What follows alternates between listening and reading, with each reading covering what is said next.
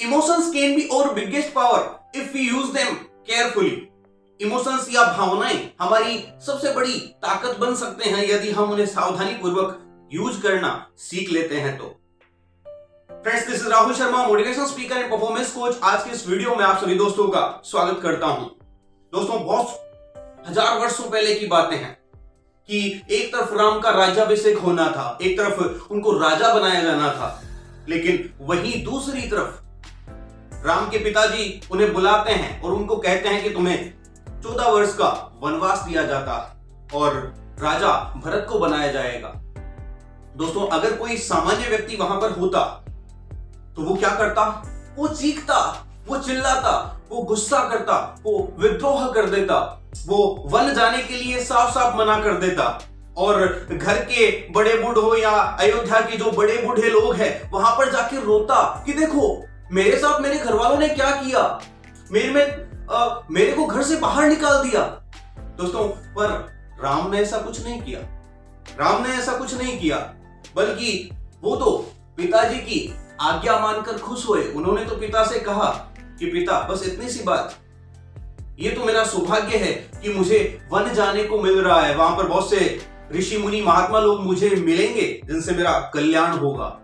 दोस्तों, राम ने वन जाते वक्त माता कौशल्या से कहा कि पिता दीनी मोहि कानन राजू, जहां सब भांति मोर बड़ काजू, कि पिता ने मुझे वन का राज्य दिया है जहां हर तरीके से मेरा ही कल्याण है। दोस्तों, राम ने अपने इमोशंस को पावर बनाया। उन्होंने इस फैसले पर उदास होने के बजाय, विद्रोह करने के बजाय, गुस्सा करने के बजाय इसे हंसकर मानने का फैसला किया। इसे ही तो इमोशन को पावर बनाना कहते हैं।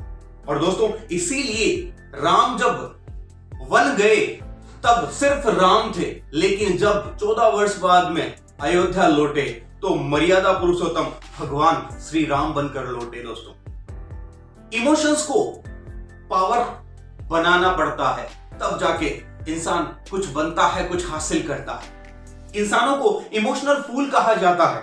तो क्या ये हमारी जिम्मेदारी नहीं बनती कि हम इमोशनली वाइज बने? और केवल हम ही हैं जो इमोशनली वाइज बन सकते हैं। हमारे पास ही थॉट हैं, हमारे पास ही बुद्धि है, बाकी क्रिएचर नहीं कर सकते ऐसा। हम कर सकते हैं, तो क्यों ना इमोशनली वाइज बना जाए। अब सवाल ये उठता है कि इमोशंस को पावर बनाया कैसे जाए? ठीक वैसे ही बनाया जाए जैसे राम ने बनाया था। तो आइए इसे और डिटेल में समझते हैं। दोस्तों, मान लो कोई स्टूडेंट है जो किसी सब्जेक्ट में पिछड़ा हुआ है, या मान लो उस सब्जेक्ट में फेल हो गया है। अब उसके पास में एक ऑप्शन तो ये बचता है कि वो रोए कि मेरा तो इस सब्जेक्ट में कुछ नहीं हो सकता, इस सब्जेक्ट में तो मेरे को कुछ नहीं आता, ये सब्जेक्ट मेरे दिमाग में ही नहीं घुसता, इस सब्जेक्ट में तो मेरा कभी कुछ नहीं हो सकता। और उसी के पास दूसरा ऑप्शन भी है कि आई कैन इम्प्रूव, मैं इस सब्जेक्ट में सुधार कर सकता हूं, मैं एक्स्ट्रा ट्यूशंस ले सकता हूं, मैं किसी होशियार बच्चे से इसे समझ सकता हूं, मैं कोई कोर्स ज्वाइन कर सकता हूं जो मेरा ये सब्जेक्ट सुधार देगा। मैं एक्स्ट्रा एफर्ट करूंगा, यूट्यूब से सीख लूंगा, गूगल से सीख लूंगा, बट सीख के रहूंगा, सब्जेक्ट समझ के रहूंगा। This is emotion as a power. दूसरा एग्जांपल लेते हैं। मान लो कोई व्यक्ति है जिससे किसी मामले में, किसी क्षेत्र में कोई गलती हो जाती है, तो एक तो उसके पास ऑप्शन ये है कि वो रोए कि मैंने तो बहुत बड़ी गलती कर दी, अब क्या होगा, काश वो गलती नहीं की होती, ये गलती मुझसे हुई क्यों। लेकिन दूसरा ऑप्शन ये है कि वो पछतावा करने के बजाय ये एक्सेप्ट कर ले कि जो हुआ सो हुआ, but now I can learn, अब मैं सीख सकता हूं, अब मैं उस फील्ड में दोबारा गलती नहीं करूंगा, उस टाइप की गलती तो कभी रिपीट नहीं करूंगा, मैं खुद को इतना इंप्रूव कर लूंगा, इतना सीख लूंगा कि उस मामले में कभी गलती नहीं होगी। दोस्तों, मान लो इसकी गलती की वजह से अगर किसी व्यक्ति से इसकी नाराजगी हो गई है, किसी व्यक्ति से लड़ाई हो गई है, तो उस व्यक्ति से माफी मांग सकता है, कह सकता है कि मैं दोबारा ऐसी गलती नहीं करूंगा। This is emotion as a power. तीसरा एग्जांपल लेते हैं। मान लो किसी व्यक्ति को कोई कुछ नेगेटिव बोल दे कि तू तो कुछ नहीं कर सकता, तू तो किसी लायक नहीं है, जिंदगी में कुछ हासिल नहीं कर पाएगा तू। तो एक तरीका तो ये कि वो व्यक्ति सामने वाले व्यक्ति से लड़ ले, बोले तूने मुझे ऐसा कहा का, तो तेरी कहने की हिम्मत कैसे हुई, ये वो। लेकिन उस व्यक्ति के पास दूसरा ऑप्शन भी है, वो इतना काम कर सकता है, साइलेंटली वर्क करे। वो कहते हैं ना कि मेहनत इतनी खामोशी से करो कि आपकी सफलता शोर मचा दे। तो वो व्यक्ति उस दिन बाद में इतनी मेहनत करे, इतना खुद को इम्प्रूव करे, इतनी बड़ी सफलता हासिल करे कि जो व्यक्ति उसे नेगेटिव बोल रहा था ना, वही एक दिन आके उसके तारीफ के पुल बांधे, बोले भाई साहब आज तक मैंने आप जितना योग्य व्यक्ति नहीं देखा, वही व्यक्ति उसे आकर कहे। दोस्तों, this is emotion as a power. चौथा एग्जांपल लेते हैं। मान लो कोई लड़का या लड़की है या पति पत्नी है, मान लो लड़का या लड़की है जिनका ब्रेकअप हो गया है, या पति पत्नी किसी का डाइवोर्स हो गया है, किसी को कोई छोड़ के चला गया है, तो उनके पास एक ऑप्शन तो ये बचता है कि वो रोए कि मेरी तो जिंदगी बर्बाद होगी, मैं उसके बिना कैसे जीऊंगा या जीऊंगी, मुझे वो छोड़ के चला गया, अब तो मेरी लाइफ का गुजारा कैसे चलेगा, अब तो कैसे रहना होगा। और दोस्तों, दूसरा ऑप्शन इनके पास ये बचता है कि उस चीज को एक्सेप्ट करे और जिंदगी में आगे बढ़े। हाँ, वो एक कोशिश अभी भी कर सकते हैं, अगर वो अपने रिश्ते को बचा सकते हैं तो बचाएं, लेकिन अगर वो नहीं बच रहा है तो फिर वो इंसान आपको क्यों चाहिए? वो इंसान उस व्यक्ति को चाहिए क्यों जो उसे इग्नोर करके चला जाता है या जिसे वो पसंद नहीं कर रहा है, तो फिर वो ही क्यों चाहिए? क्यों रोना उसके पीछे? दोस्तों, दुनिया में 720 करोड़ की आबादी है, अकेले हिंदुस्तान में 130 करोड़ से ज्यादा है। कोई ना कोई सुटेबल जरूर होगा उस व्यक्ति के लिए, उस लड़के के लिए, लड़की के लिए, जो उसको मिल जाएगा। क्यों ना वो अपनी योग्यता बढ़ाए, क्यों ना अपने आप को इतना बड़ा बनाए कि उसके पसंद के लोग उसके पास खींचे चले आए। कबीरदास जी ने कहा हुआ है कि जाता है तो जान दे, तेरी दशा न जाए, खेवटिया की नाव जूं घड़े मिलेंगे आए। यानी खुद की दशा को मत खराब करो, खुद की दशा को खराब नहीं करना है, खुद के माइंडसेट को पॉजिटिव रखना है, खुद को बर्बाद नहीं करना है। बहुत लोग आएंगे, जैसे खेवटिया जो केवट होता है उसकी नाव में कुछ लोग जाते हैं तो कुछ नहीं आ जाते हैं, वैसे ही और मिलते रहेंगे। तो दोस्तों, this is emotion as a power. पांचवा एग्जांपल समझते हैं। मान लो किसी व्यक्ति का बिजनेस में नुकसान हो गया या किसी भी मामले में कोई ना कोई तरीके से नुकसान हो गया, अब उसके पास में एक तरीका तो वही बचता है रोना कि मैं तो बर्बाद हो गया, लूट गया, अब इतना नुकसान की भरपाई कैसे होगी, मैं तो जिंदगी में कभी उभर नहीं पाऊंगा, ये वो। लेकिन उसके पास दूसरा ऑप्शन भी बचता है कि वो अपना नजरिया चेंज करे, यानी जो नुकसान उसका हुआ है उसकी तरफ ध्यान ना देके जो अभी उसके पास बचा है क्यों ना उस पर ध्यान दिया जाए। अभी भी उस व्यक्ति के पास में ऐसा बहुत कुछ होगा जो काम का है। हमेशा ध्यान रखना, कभी किसी का 100% कुछ लॉस नहीं होता जब तक वो व्यक्ति जिंदा है। इंग्लिश में एक कहावत है, if you are still breathing it means everything is fine. यदि आप अभी सांस ले रहे हो तो सब कुछ ठीक है, क्योंकि आप सब कुछ ठीक किया जा सकता है। तो क्यों ना उसकी तरफ ध्यान दिया जाए कि जो बचा है और उस आत्मविश्वास के साथ फिर से शुरुआत की जाए। This is emotion as a power. तो दोस्तों, इमोशन को पावर कैसे बनाया जाता है, इन 5 घटनाओं से हमने जाना। और रोने से कुछ होता नहीं, रोने से कभी इमोशन पावर नहीं बनता। रोने से तो इमोशन हमारी कमजोरी ही बनता है, भले ही मामला कोई भी हो, भले ही वो नेगेटिव इमोशन हो या पॉजिटिव इमोशन, मे बी वो गुस्सा हो, जेलसी हो, या फिर कुछ भी नेगेटिव इमोशन, कोई डिप्रेशन हो सकता है, बड़ी चिंता हो सकती है, या फिर वो लव हो या अट्रैक्शन हो। किसी भी मामले में रोने से तो कुछ नहीं होता है। रोने से तो उल्टा इफेक्ट पड़ता है, उल्टा इंसान विनाश को ही आमंत्रित करता है। दोस्तों, किसी ने कहा हुआ है कि जहर का भी अजीब हिसाब है, मरने के लिए थोड़ा सा और जीने के लिए बहुत पीना पड़ता है। यहाँ पे जहर का मतलब वो नेगेटिव इमोशंस ही हैं जो इंसान पीता रहता है, सहता रहता है और उन्हीं के बारे में खोया रहता है। लेकिन है तो वो जहर ही ना, वो तो मारेगा ही। तो क्यों ना उस नेगेटिव इमोशंस को पॉजिटिव अर्थ दिया जाए, उसको कन्वर्ट किया जाए, उसको ऐसे पदार्थ में कन्वर्ट किया जाए जो आपको नई जिंदगी दे दे, जो नई दिशा दे दे। तो this is using emotion as a power. अगर रोते रहे तो क्या होगा? 3 नुकसान है रोने के। सबसे पहले, आपके खास लोग ही आपको छोड़ के चले जाते हैं। भैया, रोना कोई ही नहीं सुनना चाहता। आप किसी के पास जाके उसके अच्छे की बात करोगे, उसके काम की बात करोगे, तब तो वो सुनेगा। और आप जाके अगर वहां अपनी परिस्थितियों का गुणगान करने लग जाते हो, रोने लग जाते हो, शिकायतें कर, तो कोई नहीं सुनेगा। आपके खास लोग ही आपसे दूर होने लग जाते हैं। तो रोने का पहला नुकसान कि करीबी लोग ही आपसे दूर बैठने लग जाते हैं। दूसरा नुकसान, रोने का दूसरा नुकसान है कि हमारा जो सबसे कीमती चीज है वो है टाइम और एनर्जी, वो वेस्ट होता है। हमारा जो एनर्जी है और टाइम है, हम किसी प्रोडक्टिव काम में लगा सकते हैं, वो अगर रोने में वेस्ट हो रहा है तो फिर तो जिंदगी बर्बाद होने से कौन रोक सकता है। तीसरा नुकसान कि हम ऐसी ही और परिस्थितियों को अट्रैक्ट करते हैं। दोस्तों, लो ऑफ फोकस कहता है कि जिधर आपका ध्यान जाता है वही चीजें आपकी जिंदगी में आती है, वही चीजें अट्रैक्ट करते हो, वही चीजें आपकी जिंदगी में एक्सपेंड करती है। तो अगर रोने और शिकायतें करने वाली घटनाओं पर ध्यान जाएगा तो क्या लगता है आपको, कैसी घटनाएं हमारी जिंदगी में आती है? बिल्कुल वैसी ही आती है। तो इसमें रोने के बहुत से नुकसान हैं। तो रोना नहीं है, इमोशन को पावर बनाना सीखना पड़ेगा, इमोशन को सकारात्मक अर्थ देना सीखना पड़ेगा। मशहूर साइकोथेरेपिस्ट और mental strength trainer author Amy Morin ने 13 लक्षण बताए हैं अपनी मशहूर पुस्तक 13 things mentally strong people don't do. उन्होंने 13 ऐसे लक्षण बताए हैं कि जो मेंटली स्ट्रॉन्ग पीपल हैं वो नहीं करते हैं। यानी अगर आप मेंटली स्ट्रॉन्ग बनते हो, इमोशनली स्ट्रॉन्ग बनते हो, तो आपको क्या क्या ध्यान में रखना पड़ेगा। उनमें से मैं आपको कुछ गिनाता हूं। जैसे मेंटली या इमोशनली स्ट्रॉन्ग पीपल वो अपने लिए अफसोस नहीं करते, वो अपनी गलतियों पर रोते नहीं है बल्कि उनसे सीखते हैं। दूसरा, मेंटली स्ट्रॉन्ग पीपल परिवर्तन से नहीं घबराते, वो अकेले रहने से नहीं घबराते हैं, वो सबको खुश करने की कोशिश नहीं करते हैं, वो कभी हार नहीं मानते और संयम रखते हैं, वो अपनी शक्ति दूसरों को नहीं देते हैं। दोस्तों, ऐसे और भी चीजें हैं जो कि मेंटली स्ट्रॉन्ग लोग नहीं करते।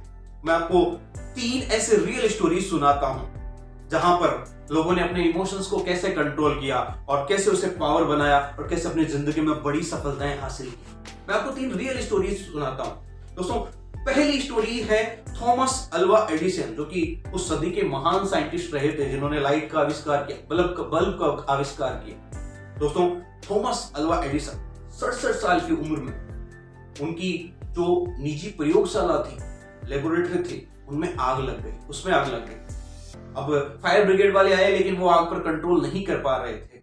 थॉमस अल्वा एडिसन लैब के बाहर उस आग को देख रहे थे। बड़ी शांत मुद्रा में वो खड़े थे और उस आग को देख रहे थे। उनका 24 साल का बेटा उनके पास खड़ा था। तो उन्होंने अपने बेटे से कहा कि बेटा जाओ और मम्मी और घर के बाकी सदस्यों को भी बुला के लाओ। ऐसी जो रंग बिरंगी आग है ना, ये जिंदगी में कभी दोबारा देखने को नहीं मिलेगी। उनका बेटा तो ये देख के ही आश्चर्यचकित हो गया कि पिताजी इस स्थिति में भी ऐसी बातें कर रहे हैं।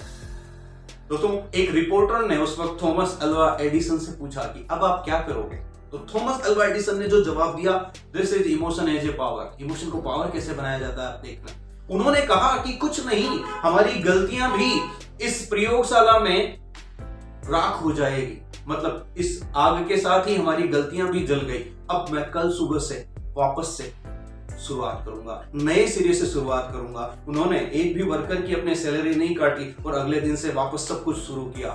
दोस्तों, तभी वो उस सदी के महान साइंटिस्ट बन पाए, क्योंकि उन्होंने ऐसे इमोशन को पावर बनाया। दूसरी कहानी है स्टीव जॉब्स की, एप्पल कंपनी के पूर्व सीईओ स्टीव जॉब्स। दोस्तों, अप्रैल 1976 में स्टीव जॉब्स ने अपने 2 दोस्तों के साथ मिलकर अब एप्पल कंपनी को शुरू किया। लेकिन लगभग 10 साल बाद में 1985 में उनके जो 2 दोस्त हैं या जो बाकी एप्पल कंपनी के बोर्ड मेंबर्स हैं, उन्होंने सबने मिलकर स्टीव जॉब्स को ही कंपनी से बाहर निकाल दी। अब एक तरीका तो स्टीव जॉब्स के पास था कि वो रोते रहते, वो केस करते, कंपनी मुझे बाहर कैसे निकाला, या अपने दुख दर्द लोगों के सामने जताते रहते। लेकिन उन्होंने ऐसा कुछ नहीं किया। उन्होंने इमोशन को पावर बनाया। उन्होंने फट से दूसरी कंपनी स्थापित कर ली। उन्होंने नेक्स्ट कंप्यूटर के नाम से नई कंपनी खोल ली और उसको चलाने लगे, उसके नए नए प्रोडक्ट तैयार करने लगे। दोस्तों, पता है क्या हुआ? एप्पल कंपनी इधर घाटे में जाने लगी और लगभग 12 साल बाद में 1997 में एप्पल वाले स्टीव जॉब्स के पास गए, बोले आओ और कंपनी को संभाल लो, आप ही कंपनी के सीईओ बन जाओ और ये कंपनी भी आप उसी में मर्ज कर लो। तो 1997 में वो कंपनी मर्ज हुई और एप्पल कंपनी के नए सीईओ वापस से स्टीव जॉब्स बन गए और उन्होंने किस ऊंचाई तक एप्पल को पहुंचाया वो आज हमारे सामने ही है। तो this is emotion as a power.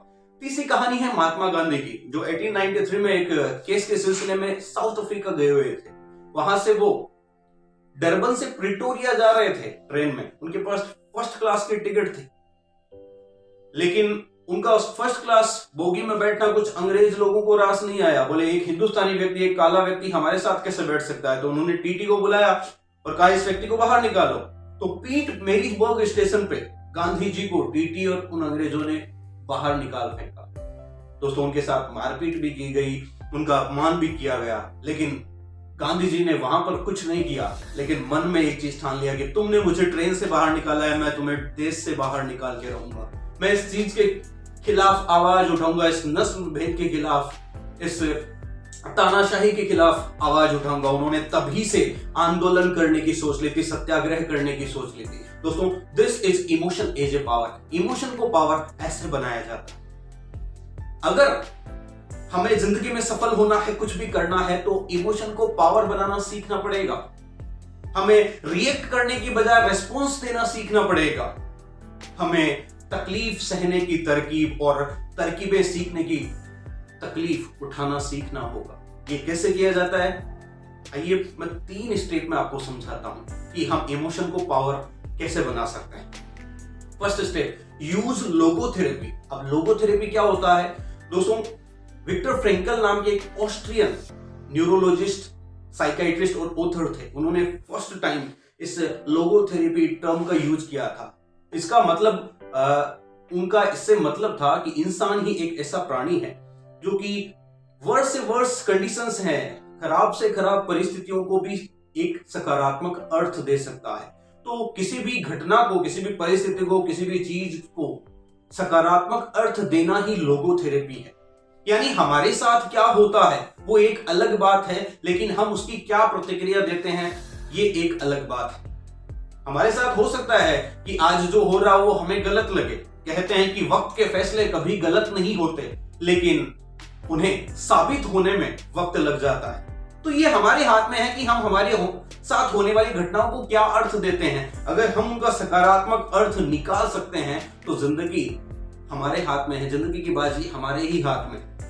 दोस्तों मान लो किसी व्यक्ति के 500 रुपए खो गए। अब एक रास्ता तो उसके पास है कि वो रोए पूरे दिन कि मेरे तो 500 रुपए गिर गए, और वो इस घटना का बार बार जिक्र करे, बार बार ये याद करके दुख करे। एक तरीका उसके पास इसका उल्टा भी है, वो इमोशन को पावर बना सकता है। वो ये सोच सकता है कि हो सकता है प्रकृति ने मुझसे कोई इन्वेस्टमेंट करवाया हो सकता है किसी व्यक्ति को 500 रुपए की दरकार हो और ये मेरा इन्वेस्टमेंट था, हो सकता है मेरे पास रिटर्न में बहुत बड़ा अमाउंट आने वाला हो। या वो ये सोच के भी खुश रह सकता है, बोले चलो मेरा तो खो गया, अब मैं तो कुछ नहीं कर सकता। लेकिन सोचो जिस व्यक्ति को मिलेगा वो कितना खुश होगा, तो उसकी खुशी में खुश होया जा सकता है। तो ये बस घटना को एक अलग अर्थ देना हो गया, एक सकारात्मक अर्थ देना हो गया।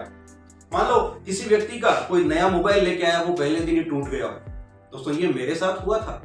मैंने 17,000 का मोबाइल खरीदा था सैमसंग का, और वो फर्स्ट डे ही नीचे गिर गया था और उसकी स्क्रीन टूट गई।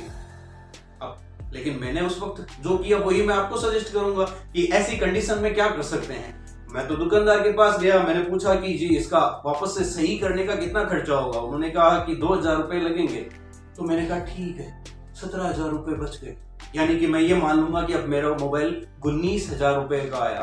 कम से कम वो जो मेरे 17,000 लगे तो वो तो खराब नहीं गए।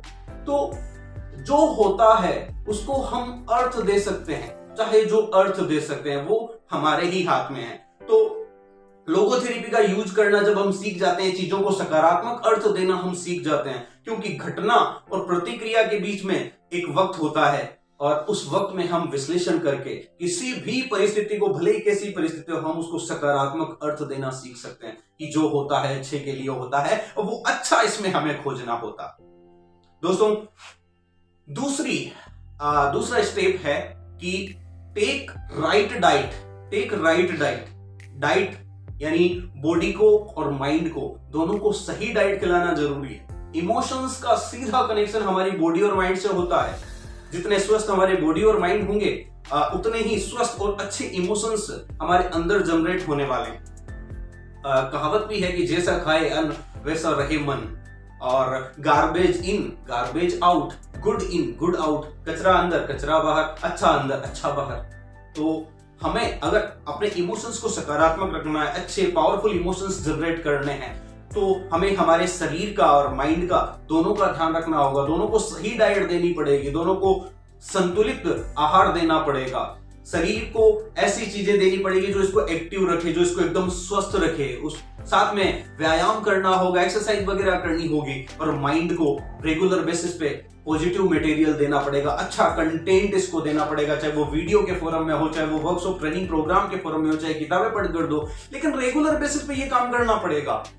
क्योंकि वो कहते हैं ना कि जिस कमरे की सफाई नहीं की जाती, कचरा अपने आप हो जाता है, सफाई करनी पड़ती है। ठीक वैसे ही हमें ये काम रेगुलर बेसिस पे करना पड़ेगा, वरना तो वापस से दिमाग और बॉडी में कचरा आएगा और फिर से वही नेगेटिव इमोशंस जनरेट होंगे। तो सबसे अच्छा तो है ना कोई इनको जनरेट ही ना होने दिया जाए, ऐसी डाइट खिलाई जाए कि अच्छे इमोशंस जनरेट हो। दोस्तों, तीसरा स्टेप है take charge of your life. हमें हमारी जिंदगी की जिम्मेदारी उठाना पड़ेगा, हमें हमारी जिंदगी को सही डायरेक्शन देना होगा, और उसके लिए हमें ये मानना पड़ेगा कि हमारी जिंदगी में जो कुछ भी होता है उसका जिम्मेदार केवल और केवल हम हैं, इसके अलावा कोई नहीं है। This is taking charge of our life. हमारी लाइफ की जिम्मेदारी उठाना इसे ही कहते हैं। लॉ ऑफ कर्मा ये कहता है कि इस प्रकृति में जो भी होता है वो कर्म के नियम के अनुसार होता है। जब अगर कर्म के नियम के अनुसार ये सब कुछ होता है तो फिर उसमें कोई क्या करेगा। अक्सर हम अपने परिणामों का दोष, जो भी हमारी लाइफ में होता है उसका हम दोष देते हैं, बहाने बनाते हैं, इधर उधर पे इल्जाम डाल देते हैं। उससे क्या होगा, जब सब कुछ कर्म के नियम के अनुसार ही हो रहा है, हम जो कर रहे हैं उसी के अनुसार हो रहा है, तो क्यों नहीं अगर हमें जो परिणाम चाहिए तो हम अपने कर्मों को चेंज करें। हमें कर्मों को चेंज करना चाहिए, दूसरों को दोष देने के बजाय, बहाने बनाने के बजाय खुद की तरफ झांकना चाहिए।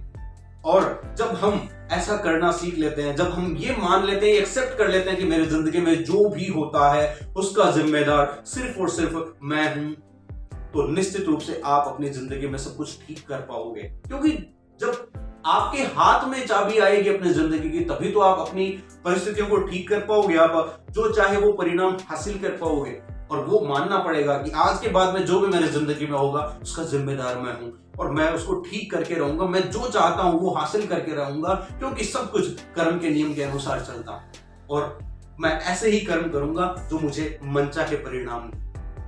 दोस्तों, ये 3 स्टेप अपनाकर हम किसी भी इमोशन को पावर बना सकते हैं, किसी भी इमोशन को अपनी स्ट्रेंथ बना सकते हैं, जो चाहे सफलता, सुख, समृद्धि हासिल कर सकते हैं। फ्रेंड्स, वीडियो के एंड में मैं यही कहूंगा कि you are not your emotions, you are the driver of your emotions. Drive them carefully, drive them positively. So make your emotions as a power in achieving success and satisfaction. Thank you.